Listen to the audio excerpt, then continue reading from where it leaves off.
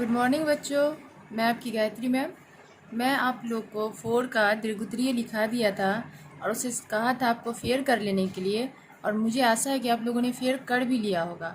अब मैं आप लोग को चैप्टर 5 पढ़ाना चाहती हूँ, और वो है नींद कहाँ से आती है। ये कविता है हमारी रविंद्रनाथ टैगोर की। तो आओ हम इन्हें देखें क्या कह रहे हैं ये कविता। यह नींद कहाँ से आती है, यह नींद कहाँ से आती है, और यह नींद कहाँ को जाती है। आकर शिशु की आंखों में जो हौले से उसे सुलाती है। कहते हैं कवि कि ये नींद कहाँ से आती है, ये नींद कहाँ को जाती है। आकर शिशु की आंखों में जो हौले से उसे सुलाती है। यानी कि जब बच्चा सोने की इच्छा रखता है तो वो नींद जो हमारी है, जिसे बहुत से लोग जब बच्चे जब नहीं सो रहे होते तो माँ क्या कहती है, सो जाओ, परियों की देश में जाना है, वहाँ बहुत सी परियां हैं, तुम्हें बहुत से खिलौने देगी, दूध मिठाई देगी, जब तुम सो जाओगे तो उस दुनिया में बहुत सुकून है। ये सब बातें माँ अपने बच्चों को हमेशा कहती है। तो यह रविंद्रनाथ टैगोर भी अब बाल कविता के रूप में यहाँ प्रस्तुत किए हैं और कहा है कि नींद कहाँ से आती है, ये नींद कहाँ को जाती है। आकर शिशु की आंखों में जो हौले से सुलाती है। नींद जब हमें आती है तो हम कैसे हो जाते हैं, उस नींद के आगोश में चले जाते हैं, सुकून में चले जाते हैं, दुनिया को भूल जाते हैं, अपने दुखों को। बच्चे रोते हुए बच्चे चुप हो जाते हैं। मनुष्य अगर सोता है तो अपने सारी तकलीफ़ों को भूल जाता है और कहीं से भी उसे किसी भी प्रकार का कोई बेचैनी नहीं होती, एक सुकून सा होता है। कहती सुनती है दुनिया, वो है परियों की दुनिया, जुगनू चमके बन छाया में, दो वहाँ मोहिनी कलियाँ।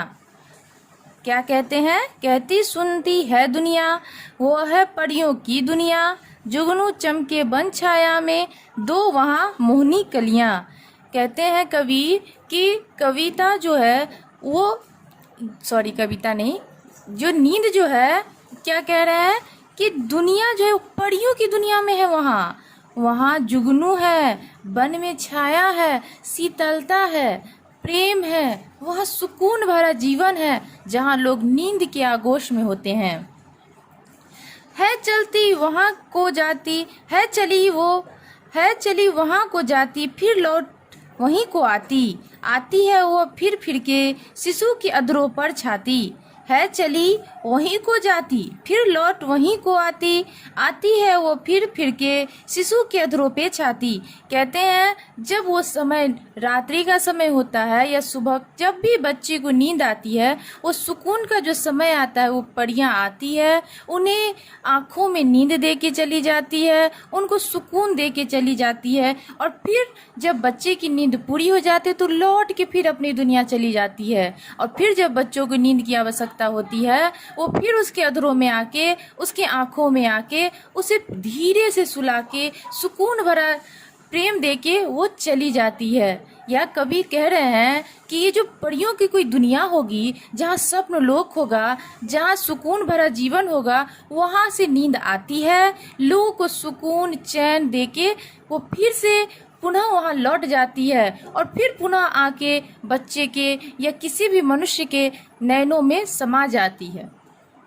क्या उसे पाया कोई जान, जो सोए शिशु की हर्षिता, कहाँ जन्मी थी वह मुस्कान, मधुर मुस्कान खिलाती है।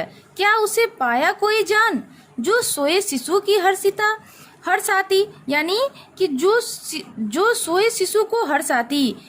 यहाँ पे कह रहे हैं कवि कि क्या उसे कोई जान पाया है, नींद कहाँ से आई और कहाँ को चली गई, क्या कोई इसे जान पाया? नहीं, क्योंकि वो जब आती है तो सुकून दे के चली जाती है। बच्चों का जो नैनों में, उनके अधरों पे जो मुस्कान होती है, उनके होठों पे जो मुस्कान होती है, वो नींद के रूप में होती है। जब हम देखते हैं कि जब छोटा बच्चा सोया रहता है तो देखोगे कभी कभी कि वो अपने आप मुस्कुराता रहता है। सपनों की वो जो झिलमिल जो उसे माँ या उसकी दादी उसे बताया करती है लोरी के माध्यम से कि परीलोक होगी, तुम्हें सोने के पलने झलाएगी, तुम्हें लोरियाँ गा के सुलाएगी, तुम्हें अच्छे अच्छे पकवान खिलाएगी, तुम्हें दूध मिठाई खिलाएगी, तुम्हें सब रंग बिरंगे खिलौने देगी। बच्चे के मन और मस्तिष्क में जो बातें भरी होती है वो परियों के लोक में जब बच्चे सपनों में होते हैं तो उन्हें एहसास होता है कि मैं उसी दुनिया में हूँ और वहीं मुझे सब कुछ प्राप्त हो रहा है। इसीलिए वो उनकी होठों पे सोए हुए समय में अधरों पे जो अधर जो यहाँ पे कहा जा रहा है, उनके होठों पे मुस्कान होती है। कहाँ जन्मी थी वो मुस्कान, मधुर मुस्कान खिलाती है, और वो मधुर मुस्कान के रूप में बच्चे के होठों पे होती है और उन्हें खुशी देती है। ये कविता रविंद्रनाथ टैगोर ने बाल कविताओं के रूप में लिखा था कि बच्चों को एक नींद और स्वप्न लोक से जोड़ने का काम किया, सुकून से जोड़ने का काम किया है, प्रेम से जोड़ने का काम किया है। यहाँ बच्चों के प्रति उनकी जो भावना थी, उनका जो दृष्टिकोण था, ये कविता में उभर के आता है। बच्चों, अगर हम वर्ग में होते तो रविंद्रनाथ टैगोर के बारे में भी कुछ बातें जानते, उनकी बाल कथाओं के बारे में भी कुछ जानते, लेकिन हम वीडियो के माध्यम से पढ़ रहे हैं, इसलिए हमें थोड़ा बहुत संकुचित होकर पढ़ना पड़ता है। आप लोग अगर कभी हम मिलेंगे तो मैं उसके विषय पे भी आप लोग को वहाँ कुछ न कुछ चर्चा करूँगी। ठीक है बच्चों, आप इस कविता को याद कर लेंगे और सही से समझने का कोशिश करें। अगर कभी कहीं पे दिक्कत लगे, आप कमेंट के जरिए मुझे कहने की कोशिश कहेंगे और मैं उनको पूरा करने की कोशिश करूँगी। ठीक है बच्चों, अपना ध्यान रखिएगा। बाय।